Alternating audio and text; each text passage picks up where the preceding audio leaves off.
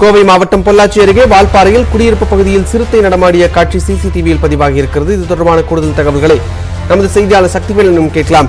சக்திவேலன், இந்த சிறுத்தையை பிடிக்க என்ன நடவடிக்கை எடுக்கப்பட்டிருக்கு? விஷ்ணு வணக்கம். அதாவது கோவை மாவட்டம் பொள்ளாச்சி அடுத்துள்ள வால்பாறை ஆனைமலை புலிகள் வனப்பகுதியில் யானை, புலி, சிறுத்தை, கரடி போன்ற வனவிலங்குகள் வசித்து வருகின்றன. இந்நிலையில் வால்பாறை பகுதியில் கடந்த சில தினங்களாகவே உணவு, தண்ணீரை தேடி வனவிலங்குகள் அடிக்கடி வனத்தை விட்டு வெளியேறி குடியிருப்பு பகுதியில் சுற்றித் திரிவது வழக்கமாக உள்ளது. இந்நிலையில் நேற்று இரவு வால்பாறை கூட்டுறவு காலனி குடியிருப்புக்குள் புகுந்த சிறுத்தை ஒன்று அப்பகுதியில் வசிக்கும் அமரஸ் என்பவர் வீட்டுக்கு வெளியில் சத்தம் கேட்டுள்ளது.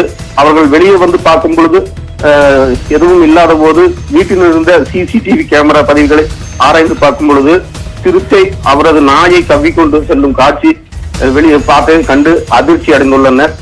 இதனால் அப்பகுதியில் வாழும் மக்கள் பெரும் அச்சத்தில் உள்ளார்கள் விஷ்ணு.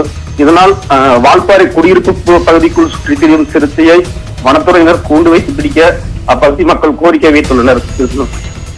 நன்றி சக்திவேலன், உங்களுடைய தகவல்களுக்கு.